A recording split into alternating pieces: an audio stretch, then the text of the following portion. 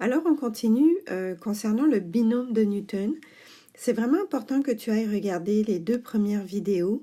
Cette vidéo explique seulement comment aller chercher un terme spécifique dans le binôme de Newton. Si on te pose une question sur comment développer au complet le binôme, tu as besoin de l'apprendre aussi et idéalement d'abord pour bien comprendre le concept avant de faire les exercices qu'on fait ici sur cette vidéo. Donc, petit rappel, ici, ce qu'on a vu à la deuxième vidéo, c'est la fameuse formule du développement du binôme de Newton. Et on voit ici qu'on a au centre, entre les petits points, ce qu'on appelle le terme général, qui te permet de trouver n'importe quel terme du binôme de Newton spécifiquement.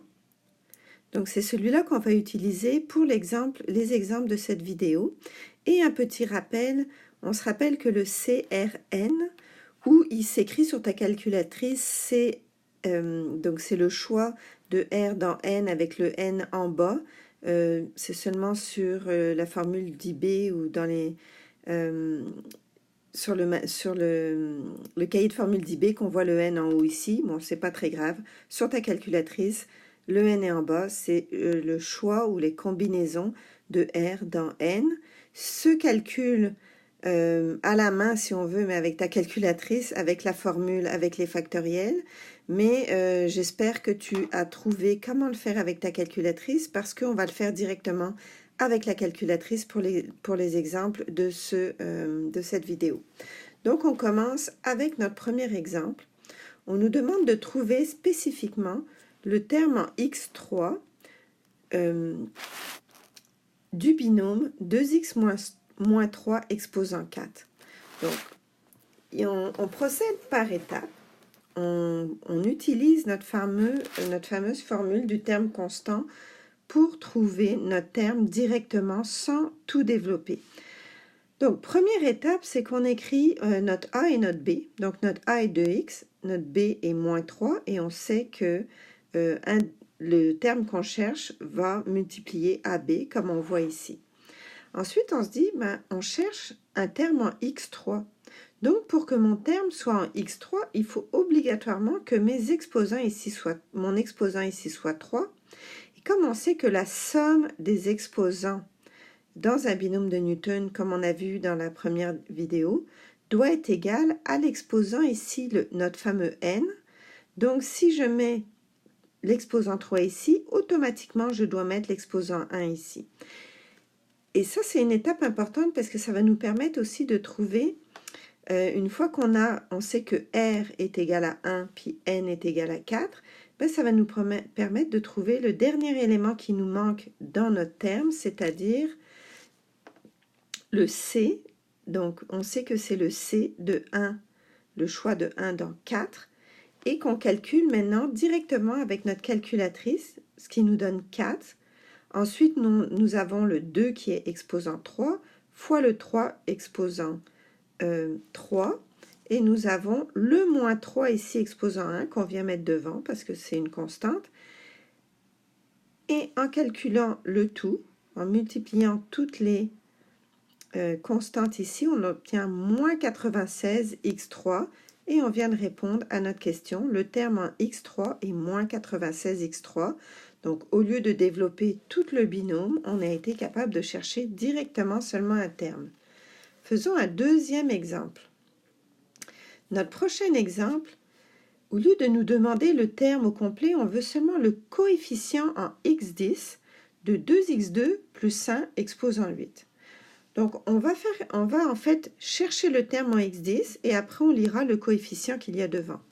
Donc, on utilise toujours notre formule de terme général et on commence toujours les mêmes étapes en écrivant A fois B, que nous avons ici A plus B. Et on se cherche un exposant qui va nous donner un terme en x10. Donc, on voit ici, on a déjà x2. Donc, obligatoirement, notre exposant ici doit être 5. Et comme on sait que la somme des exposants doit être égale à 8, on voit tout de suite que notre R va être égal à 3, ce qui nous permet d'écrire ici C3, la combinaison de 3 dans le 8.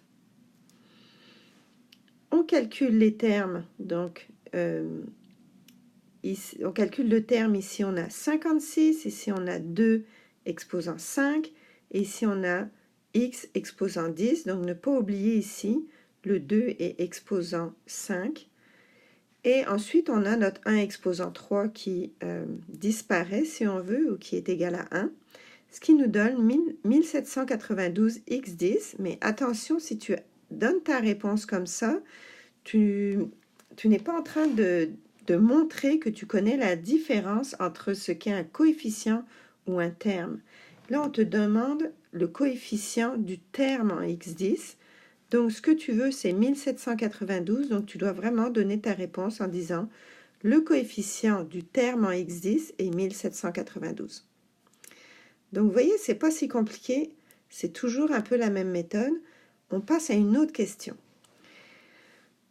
Pour le binôme 2x plus 1 sur x exposant 6, on pose deux questions. On cherche le coefficient à xd en x carré ou x2 et le terme constant. Donc, on va commencer avec le coefficient à x2 de la même façon en s'aidant de notre formule du terme général. Donc, on écrit notre a et notre b, 2x et notre b et 1 sur x. Et là, il faut un peu plus réfléchir pour les exposants. Disons que si je mets l'exposant ici 5, bon, comme ça doit donner 6, je mettrai 1 ici. Est-ce que ça va fonctionner? Si j'ai 5 et 6, ça veut dire qu'ici, je vais avoir en fait un terme en x4. Nous, on veut un terme en x2, donc ça ne fonctionne pas. On va essayer autre chose.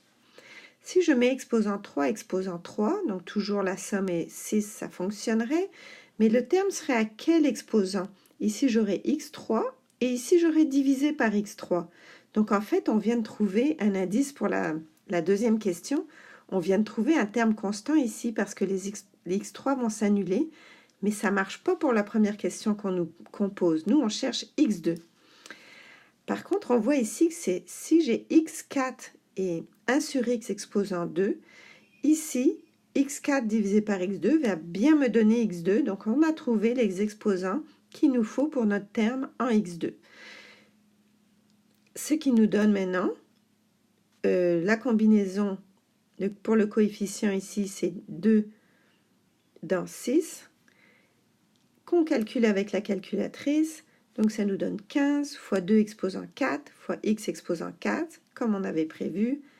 1 divisé par x2, il nous reste seulement x2, ce qui nous donne 240 x2. Donc, la réponse est le coefficient est 240. Maintenant, la deuxième question, le fameux terme constant.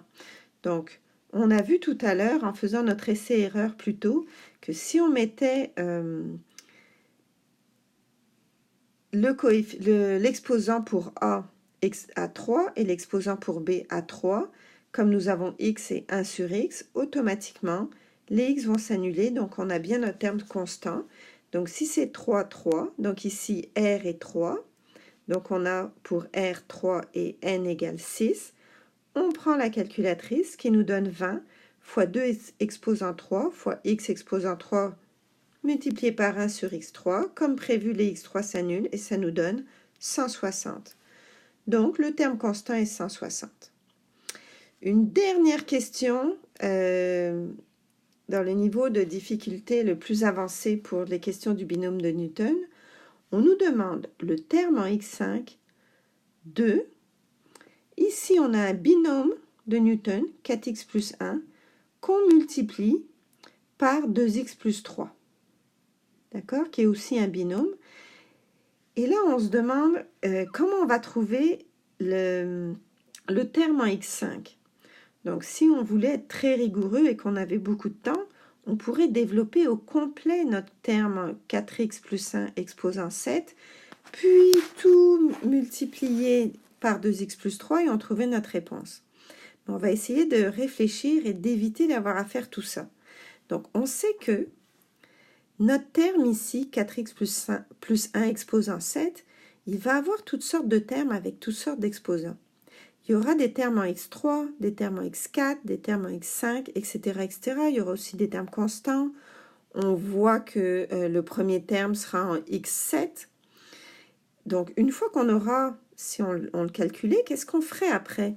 Ben, on distribuerait tout simplement. Ici, on distribuerait le 2x avec tous nos termes et le 3 avec tous nos termes. Donc, on voit que si on veut les termes en x5, ici, quand je vais multiplier 2x fois x4, c'est un terme qui va m'intéresser, il deviendra le terme en x5. Et quand je multiplierai le 3 par le terme en x5, ben, c'est aussi le terme qui va m'intéresser. Donc, en fait, dans le binôme 4x plus 1 exposant 7, ce qu'on cherche, c'est le terme en x4 et le terme en x5, ce qui va nous donner, une fois multiplié ici, une fois qu'on aura distribué, seulement des termes en x5. Donc maintenant, on a comme divisé notre problème en deux avec des problèmes qu'on sait faire. Donc on commence par le terme en x4. Je vais aller un petit peu plus vite ici. Donc on a posé A et B. On a vu que nos exposants sont 4 et 3 parce que ici notre n est 7, qui nous donne pour R égale 3 et n égale 7, avec notre calculatrice, on trouve qu'on obtient 8960 x4. Si je vais trop vite ici, c'est qu'il faut que tu revoies le début de la vidéo.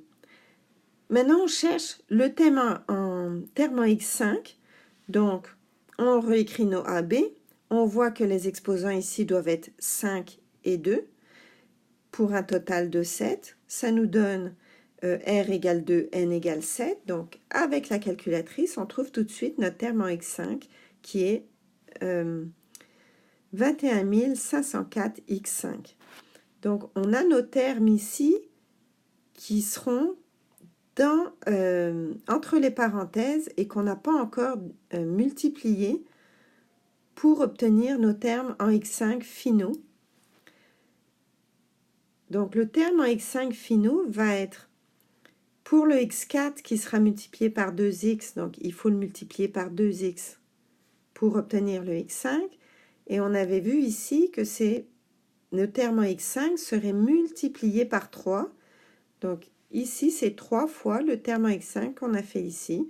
Donc, on fait quelques calculs et ça nous donne 82 432 x5. Et voilà pour le binôme de Newton. Donc, je t'invite vraiment à regarder les 3 vidéos dans l'ordre. C'est de la matière qui est avancée vers la fin. Donc, si tu n'as pas commencé par le début, ça devient un peu intense. Donc, j'espère que tu t'amuses. Avec le binôme de Newton, quand c'est bien compris, c'est vraiment agréable à faire. Merci.